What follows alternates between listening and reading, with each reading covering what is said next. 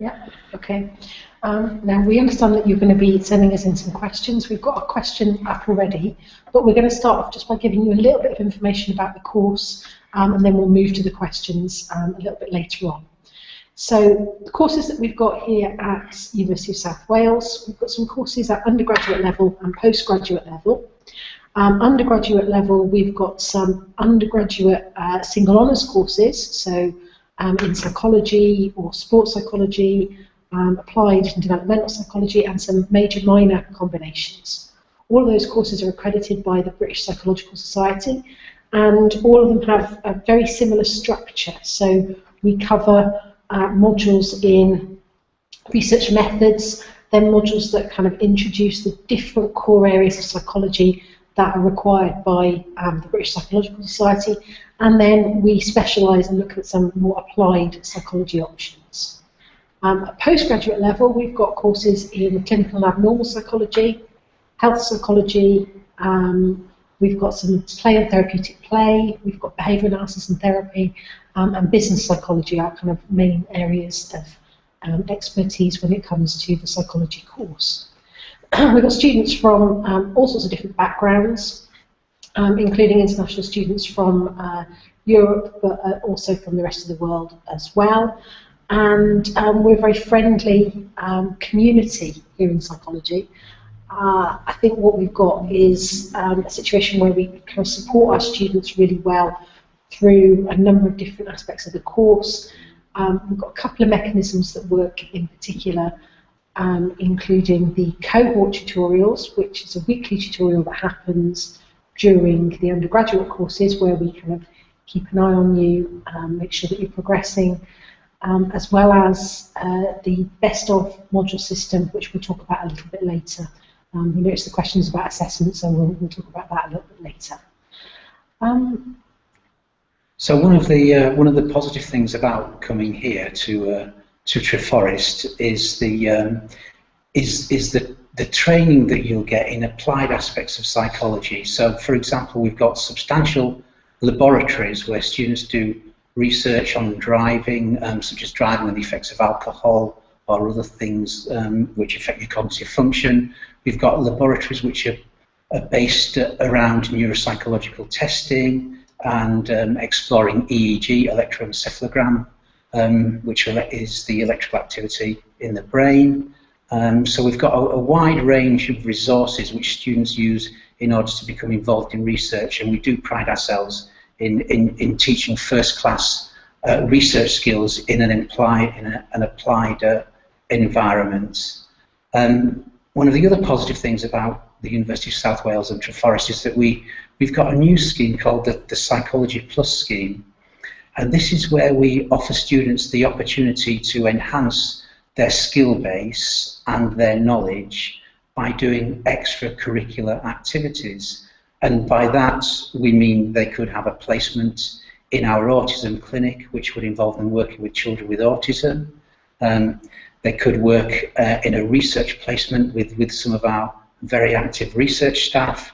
They could do a qualification in psychological testing, and also a qualification in counselling skills. So we've got embedded training within the programme, but also there's lots of opportunities to do extra things outside of the curriculum. Okay, so let's focus a little bit more in on the course, and I'll come up, if it's okay with you, I'll pick up some of those things as part of the discussion about the course structure. So I'm going to focus very much, first of all, on the BSc Psychology, which is the single honours, which is BPS accredited. We do 3 40-credit modules a year, in year 1 and year 2. And then in year 3, you do a dissertation, which kind of links in if you've tried bits and pieces of research during one of the research placements or work in the autism clinic or placement activity in some other setting, then you could potentially develop that into your dissertation a little bit later on. We also then have a range of optional modules that you can do in your final year. So in year 1, we do a module called Methods and Evidence in Psychology, and that's where you start to learn about research methods. And we believe, in the same way that we do with our Psychology Plus scheme, we believe at University of South Wales about learning by getting involved in something very active. So a lot of the classes for research methods are about taking a research question, collecting the data yourselves, analysing the data yourselves, and then writing that up. And then in the other module, the Introducing Psychology module, you'll have very practical workshops where you'll be applying some of the knowledge that you've learned in the lectures into things like case studies and debates in order to understand how psychology can be applied there. The third module in the first year is Psychology Applications, and that's very much about the applications of psychology in different areas.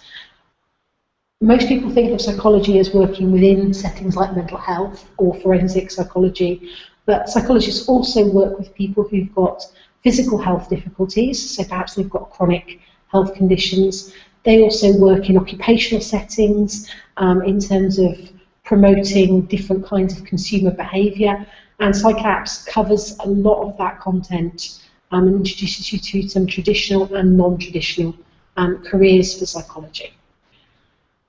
If we could take this question, which is from Nakato, and it's what kind of assessments are given to students doing psychology. This particular course covers a range of different assessments. So we have quite a lot of coursework. So you may write research methods reports, you may do essays, you may do case study reports. We have some presentations, some poster presentations. We do a lot of reflective writing on activities that are done in workshops, as well as some online tests and some examinations. We have a system in Year 1 and Year 2, which is based on taking your best grades from a larger number of assessment opportunities. So in Year 1, we have 8 assessment opportunities for each module, and we take your best 4 grades. So there's an opportunity there to really take your feedback on board and kind of develop and go further into the next piece of work and actually then count those better grades as you're going through. We have a similar sort of system in Year 2, and then in Year 3, the assessments that you're doing will depend on the modules that you're doing, but the key thing about Year 3 is your dissertation, which is 40 credits, so it's a third of your final year, and that's very much about you designing, executing, and reporting back on a project that you've really taken taken hold of. I think that answers your question. I hope that does. Okay, we've got another question in from Olivia, which asks whether Treforest offers neuropsychology. We don't currently offer neuropsychology as a degree option, but we do have some biological psychology and neuropsychology as part of one of our final year modules. And that gives you a bit of experience and a bit of a taster about neuropsychology for then thinking about an MSc application to one of the neuropsych departments. Within level 4 as well, in about 3 weeks, I'm doing a lecture on neuropathology, which is looking at brain damage and disorder. So in the this is in the applications module where you learn all about different applications of psychology in the real world. So you do get a little bit of neuropsychological testing and training there. I mentioned earlier about the Psychology Plus scheme. Well, within that, we've also got a program called the Introduction to Neuropsychological Assessment. And what you learn there is about the different areas of the brain, the functions that they mediate, but also how to test them, how to assess them if you are going to work as a neuropsychologist or as a clinical psychologist with a neuropsychological interest. So although we don't specifically offer neuropsychology, with the training that's embedded within several of the modules, plus your own opportunity to explore that further with the Psychology Plus scheme, and even if you were interested in neuropsychology as a dissertation, there's plenty of opportunity for you to develop significant skills within neuropsychology and brain pathology and cognitive testing.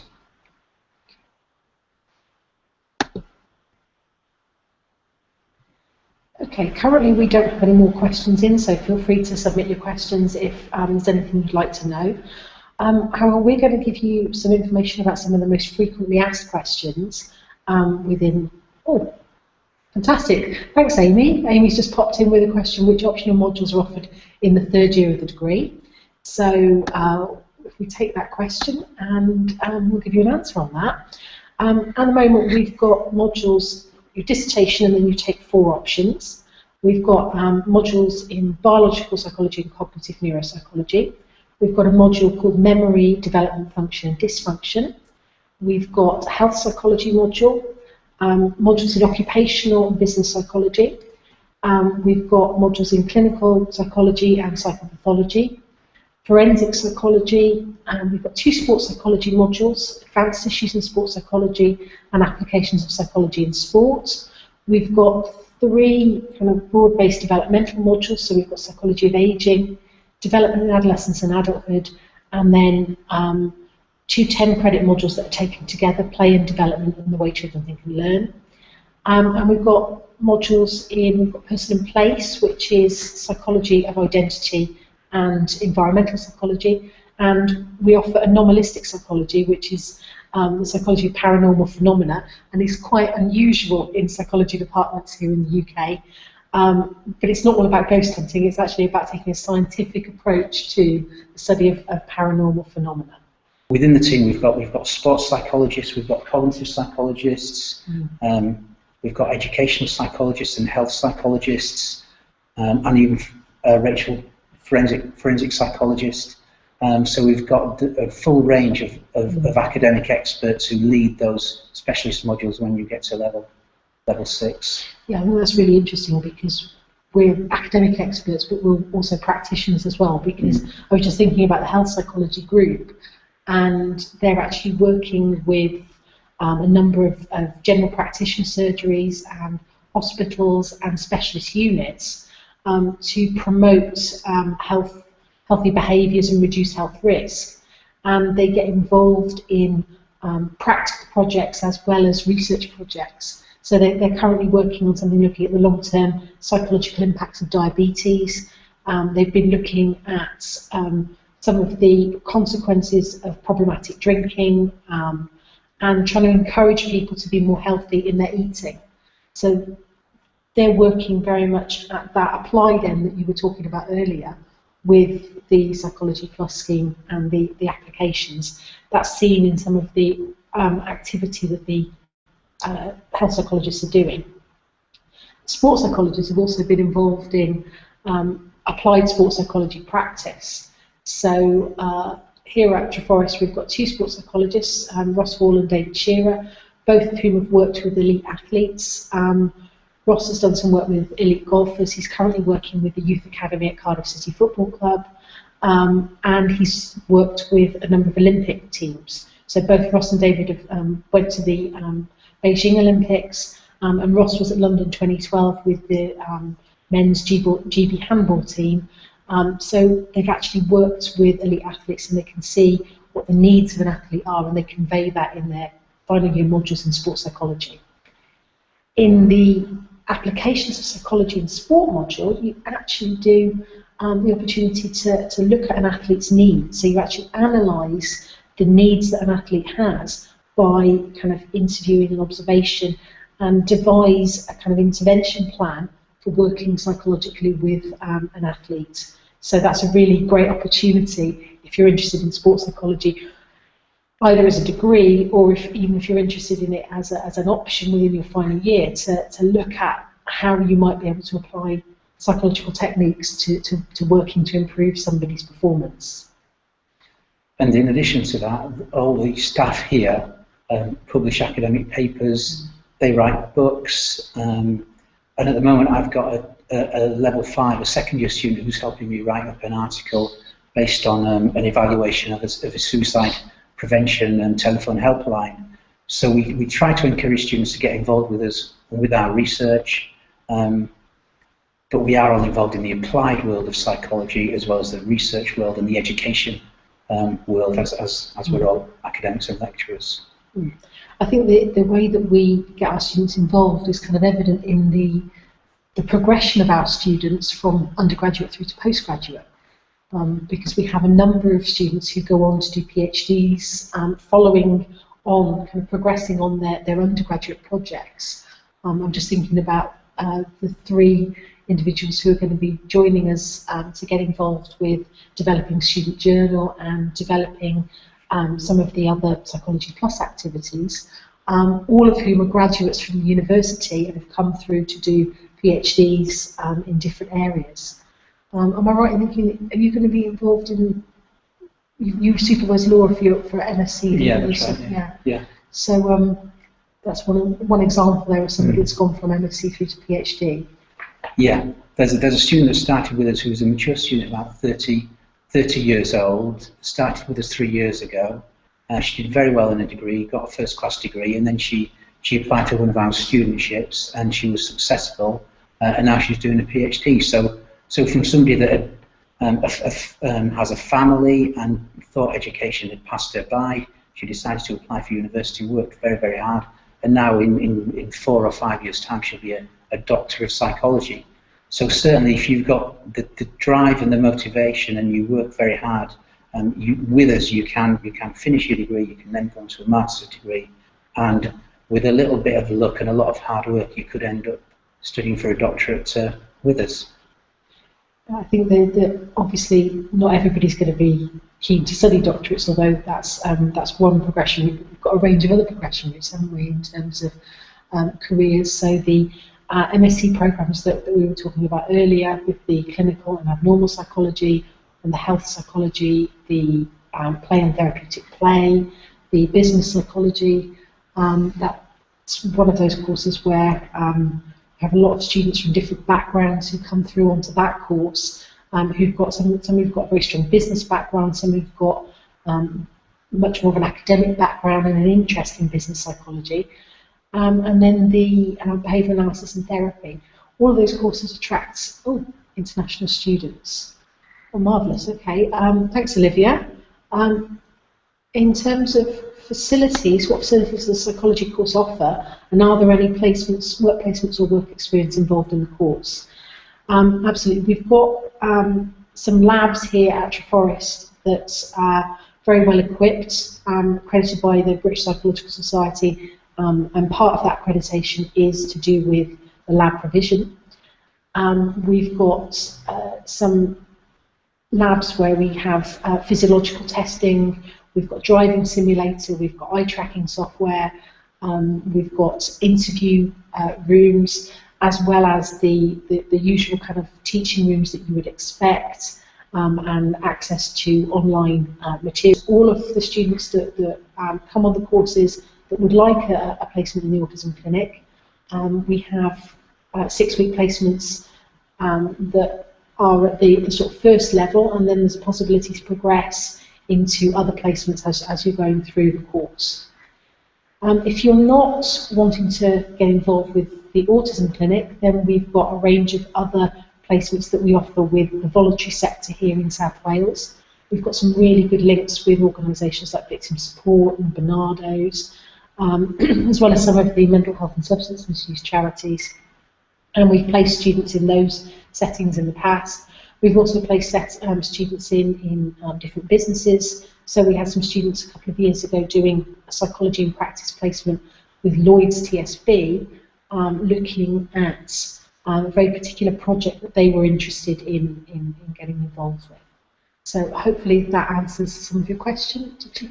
Yeah, and in addition to that, students have got the opportunity to work with us academics on our own research, and we have several students working with us on different cognitive projects, and one's helping me write up an article at the moment. So there are multiple opportunities for you to get work experience, and we do. That's one of the things that we feel is our strength, in that students don't just come out with a degree at the end of it. You will come out of our study with a degree, but you'll also come out with a wide range of applied skills in numerous different areas if you want to take all the opportunities that we offer you. And the Psychology Plus scheme is further evidence of that. Okay. Also, within the postgraduate courses, a lot of the postgraduate courses have a very applied focus as well, so not just in terms of the topic areas, but also in terms of some of the dissertations and projects that people can get involved with. So we have, again, some links with local NHS trusts, hospitals, with groups that are working with physical and mental health, and our MSc students are often placed in those projects to get involved with dissertations that actually help somebody to improve the quality of their life, because I think that's one of the most important things about doing psychology, is that you're actually improving the quality of somebody's life as a result. We've got some questions on a sheet, some questions that students often ask, and one of them is how much time is required to prepare for classes? And what would you say the answer to that one would be, Rachel? I think it varies from class to class. I noticed one of the other questions is how many teaching hours does a student have per week, and that would be between sort of 12 and 15 hours. Yeah. And I'd say you're looking to kind of prepare probably another hour to 2 hours on top of every hour of classes that you're going to have. One of the things that's useful to do is to just, even if you just read the chapter in the textbook very briefly before you go to a lecture, it often makes that lecture kind of sit a little bit more effectively. And so we would encourage you to do that. We work on what we call student learning time for a particular module. So for a 40 credit module, that would be 400 hours in total of student learning time. But that would include preparation for assignments, as well as formal teaching and preparation for classes. Of that, we'd probably expect the bulk of it to be associated with the assignments and with the kind of the classes themselves. But often we'll ask you to read an article before a workshop, and you'll be prepared to discuss that in the workshop, or perhaps to go and collect a little bit of data in between one session and the next session, so that you've got something to work with in, for example, a research methods class. It's sometimes said that students should treat their degree like a full-time job and work around about 37 hours a week on preparing for lectures, writing assignments, revising material after lectures. And I think, you know, as a ballpark figure, I think that's reasonable, because that's 7 or 8 hours a day. Still gives you plenty of time to do other things that students do, such as socialise, and that would give you, you know, the weekend to relax. That's a general rule of thumb that many people agree with. Yeah, I think so. And I think the socialising is also kind of an important aspect of coming to university. Reminds me that we've got a very active student psychology society. So one of the things that we're keen to see is that students share their passion for psychology with each other. And the Student Psychology Society, they organise invited speakers. So last year they had a range of people come in. They had somebody come in to talk about different aspects of mental health. They then had somebody talking about terrorism and threat assessment, which was quite an interesting talk. And those are all done in kind of public venues, and we open them up to the public as well. But it's an opportunity for psychology for the Psychology Society, for psychology students, to share their kind of ideas and interests around the topic of psychology, as well as having the kind of the usual sort of social life that you'd expect goes along with being a student. A couple of years ago, the Psychology Society actually got really heavily involved in the mental health charity Mind. They had a fundraising week, and they did everything from getting staff to dress up in fancy dress to running a cake sale. I seem to remember spending most of my Friday lectures dressed up as a convict for the entire of that session, in order to get a little bit of sponsorship going. And they were involved in a kind of a sponsored walk and a range of different fundraising and awareness raising activities. So yes, it's about socialising, but it's also about kind of, again, getting involved with the topic area. Did they also invite Alan Badley along? They did invite Alan Badley. Yes, that was the year we had Alan Badley, who's the very famous creator, one of the co-creators of the working memory model, and he came down to give a guest speech. They also had Professor Richard Wiseman, who came to talk about some things around anomalistic parapsychology, as well as, I'm trying to think who else they've had in the past. I think we had somebody coming to talk about the psychology of music, so a range of different kind of topics as well. I think, shall I see if we've got any more questions that we need to answer. I'm trying to think what else we perhaps need to talk about. Maybe a little bit about the community in Treforest. Oh yeah. Treforest itself is it's in South East Wales. It's about 15 miles outside of Cardiff, and it's directly connected on the train line from Cardiff. And it's a very quite a small community. So actually, if you were to get in a plane and look at Treforest from the air, the university campus is almost as big as the surrounding area of Treforest itself. But it's very close to getting to Cardiff if you want to get involved with a bit of shopping or some theatre or some music. And a lot of our students actually move into Cardiff in their second and third years because they find it very convenient to come up on the train.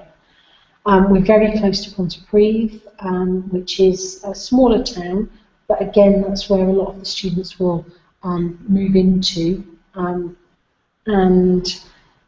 it becomes a very small, very friendly community. In fact, the students will tell you that they recognise lots of other people that are on different courses, they get to know people that are on different courses, and they actually start to feel like they're part of a community that's almost like being a second home. So whilst some students will live at home and will commute to Treforest, there are quite a few students who live on campus and get involved in those campus activities and give the place a kind of real buzz, which is good.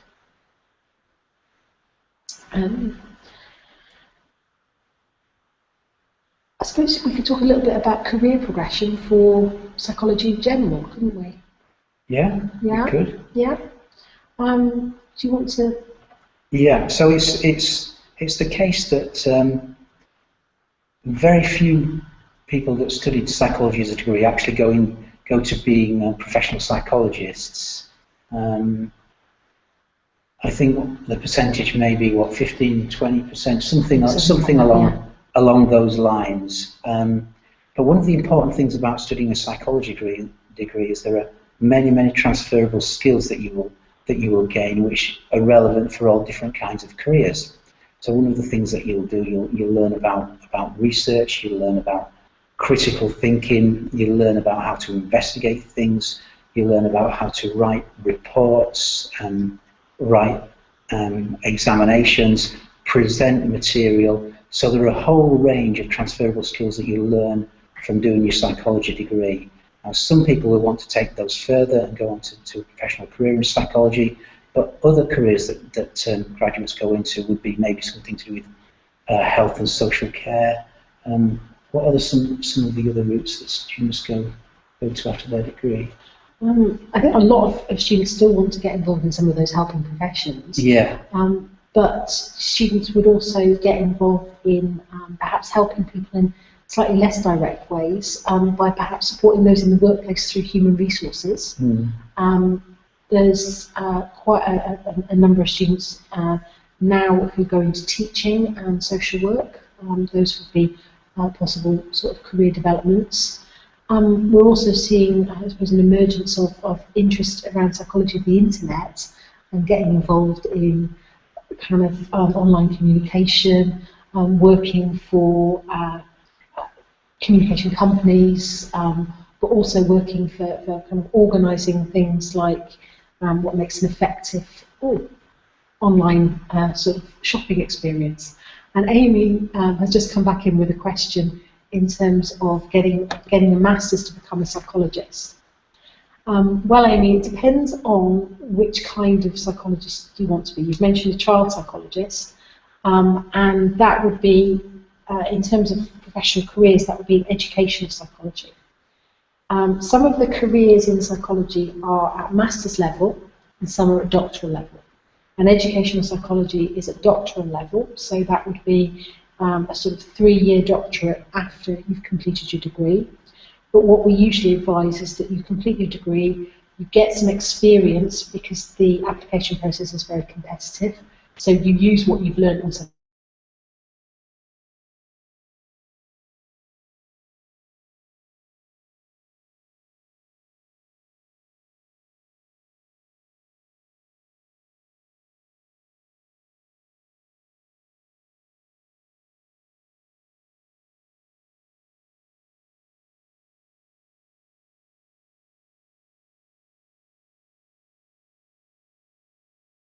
a 1-year master's for stage 1 accreditation, and then a minimum of 2 years supervised practice for stage 2 accreditation.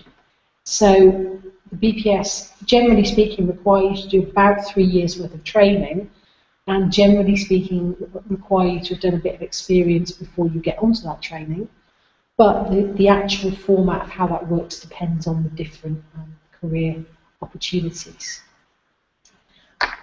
I guess if we answer that question. Or? Yeah, well, we've got an educational psychologist who's working within the team and leads the major minor combination psychology with developmental disorders. So that would be the route that you would go down to become a child psychologist, and there'd also be opportunities for you to do a placement with her and with her team, who do an awful lot of work at an internationally recognised, they're called the Discovery Centre, internationally recognised in the identification and treatment of things such as dyslexia, dyspraxia, and many other developmental disorders. So we've certainly got a strong thread of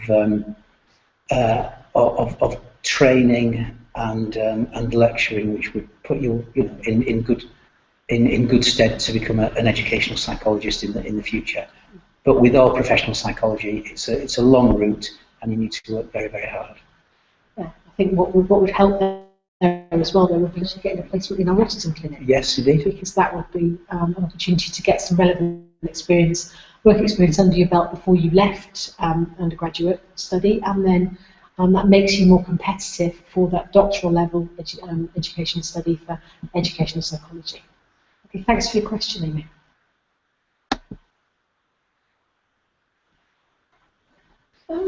Okay, maybe we could talk a little bit more about postgraduate courses. Where were we going to talk before that? We talked about career progression. Yeah, we talked about the community. Marvellous, okay. We've talked about facilities, we've talked about the undergraduate provision, and maybe a little bit about the postgraduate study and the modes of study, part-time and full-time. Fab, okay. So I'll kick off and tell you a little bit about some of the postgraduate options, and then we'll kind of go from there. So we've got, I mentioned, a number of different courses. We've got the MSc Behaviour Analysis and Therapy. That's a 1-year course which meets the curriculum requirements for certification with the Behaviour Analyst Certification Board. So to become a behaviour analyst, you have to do 3 things. You have to have this curriculum, you have to complete some practical hours, and you have to take a multiple choice exam that's set by the Behaviour Analyst Certification Board. So our MSc Behaviour Analysis and Therapy does that first one, and the content of that course is very much prescribed by the accreditation associated with that. We then have a postgraduate certificate, Behaviour Analysis Supervised Practice, which gives you the opportunity to obtain those practice hours. If you do practice hours independently, you have to do 1,500 hours, but if you do them as part of this PG cert, you only have to do 1,000 hours of practice. So it's actually quite beneficial if you're thinking of training as a behaviour analyst to do it as part of our PG cert. And then obviously you take the multiple choice exam, which is set by the board and happens fairly regularly, and there are testing venues across the UK and internationally. We've got an MSc in Play Therapy, which is 2 years full-time or 3 years part-time, and that's accredited by the British Association of Play Therapists. Okay, yeah. So I've just been reminded that that if any of you are international and not from the EU, then you need to take the full-time route on that, which is a 2-year full-time course. And as I say, that's accredited by the BAPT. Oh, okay, Josie. I'll come back to postgraduate because I think you've raised a very interesting question there, which is, will you be at a disadvantage when applying for a psychology course if you are unable to do a psychology A-level? And that's a really short answer is no, not in the slightest. We obviously recognise that a lot of our students have done psychology A-level, but at the same time, we don't assume that you've got a prior knowledge of psychology, and we try to take a slightly different spin on things anyway. So if you have done A-level, then you may be covering similar sorts of content, at least initially, but that will be expanded. But there wouldn't be a disadvantage if you weren't able to do a psychology A-level at all.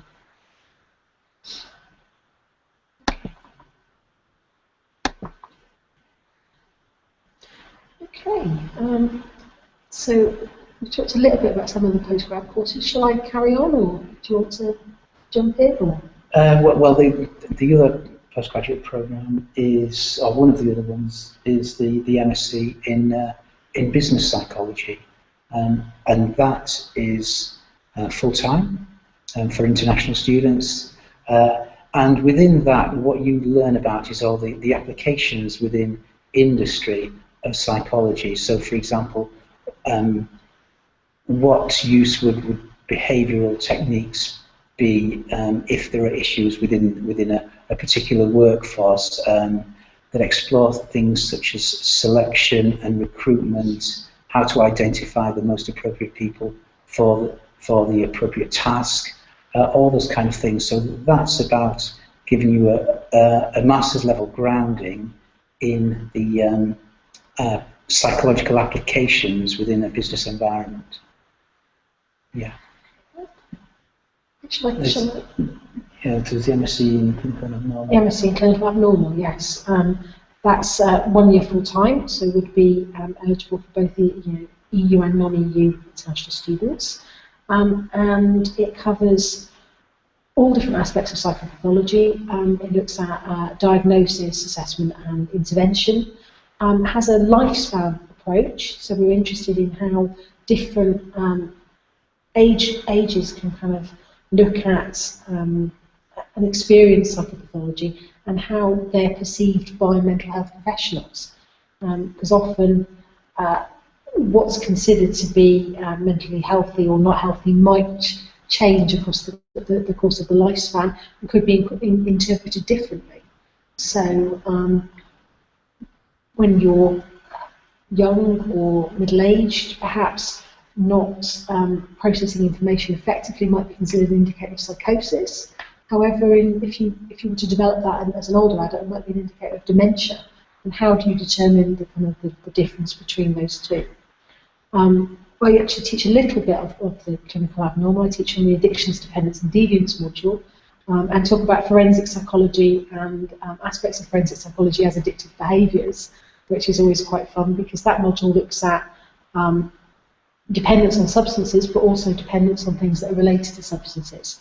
So David Shearer comes and talks about extreme sports, Martin talks about internet addiction, and it gives a kind of nice flavour, I think, to the clinical and abnormal course. And you teach a little bit on that course as well, don't you? Yeah, I also teach on that course, and I do one lecture on psychosis and schizophrenia. So what we look at within that is the history of ideas of schizophrenia. Where does the term schizophrenia come from? How is it understood today? What are the symptoms of schizophrenia? Some people like to use the term psychosis rather than schizophrenia. So we explore issues in labelling and naming to do with the disorder. We look at the core symptoms. We look at the prognosis. We look at treatments, and we also give students an opportunity to look at some of the measures that are used to identify psychotic symptoms and perhaps in some way diagnose psychotic symptoms on case presentations. So we cover the whole range of issues relating to schizophrenia, and within the module you'll cover lots of other disorders as well, such as depression, anxiety disorders, bipolar, and personality disorders, eating disorders, paraphilias. You'll cover the whole range of mental health problems within that module, and to some extent you'll get an inkling of some of those within the undergraduate degree as well. And if clinical psychology is about mental health, then our health psychology is very much about physical health. Yeah. And that's a course where we look at different aspects of responding to physical health, and it operates with the model that physical health can be related to some psychological factors, and you respond to difficulties with physical health in different ways psychologically. So you might look, for example, at the difference between managing pain, chronic pain, using psychological techniques versus physical medication. And often for individuals where medication has become a problem, it's not having the same levels of effect anymore, or it has side effects that they're not happy with, then psychological approaches can potentially be beneficial. And so you would look at some of that within that course. Again, looking at health risk and promoting healthy behaviour, as well as, again, taking a lifespan approach on health and illness and disability. So the clinical and health psychology students often work very closely together, share a research methods module, which looks at different aspects of applied psychology, and often work together on dissertations to look at both sides, both the physical and the mental health aspects. The last course that we have postgraduate is the play and therapeutic play, which is 1 year full time. And this is for anybody who's interested in the developmental aspects of play and the way that play could be used therapeutically to kind of promote development. There's modules on child development, modules on research methods, a module called Play into Practice, and also some introduction to play therapy skills. So those students spend quite a bit of their time getting their hands dirty, literally, getting involved in things like the use of painting as a therapeutic technique, making puppets as a therapeutic technique, and even sort of sound play as a way of encouraging creativity and expression. So that's definitely a course where you get your hands dirty, very, very literally.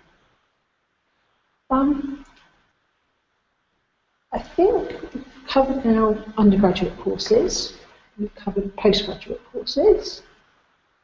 We've covered the environment, we've covered the labs, we've covered facilities, we've covered the extracurricular things that students could get involved in. We've covered the social aspect. Mm-hmm. I guess as a mature student, we really appreciated the importance of student support. Yes, indeed, yeah. It's really important. Students who are mature are a little bit lacking in self-confidence about their abilities, and they see these students that have come through the traditional route with A-levels, so that they need a little bit more support than traditional students. But often they work harder and they can be more motivated and sometimes brighter than your traditional age students. And we find that they do quite well because they've got the motivation to try harder. Yes, indeed. And what would you say are the best things about the student support that we're offering here at USW for all kinds of students, so mature students and international students? Okay, well, one of the positive things about student support here is the cohort groups. So these are small groups where you meet with your cohort tutor once a week, and you discuss any issues to do with your study or your life as a student. And the role of the cohort groups is to help you through those individual or group issues. The other thing to say about student support is that the staff here are all very approachable and friendly, and you'd get to know them on first name terms, so you could pop in or you could stick your name on the tutorial for a tutorial on the door and have an individual meeting with students.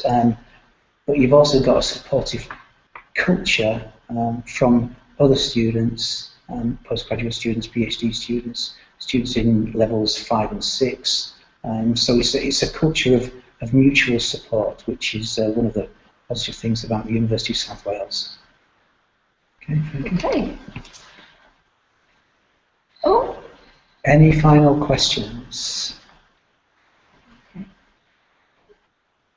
Okay. I think we've told you everything that we need to tell you about our course.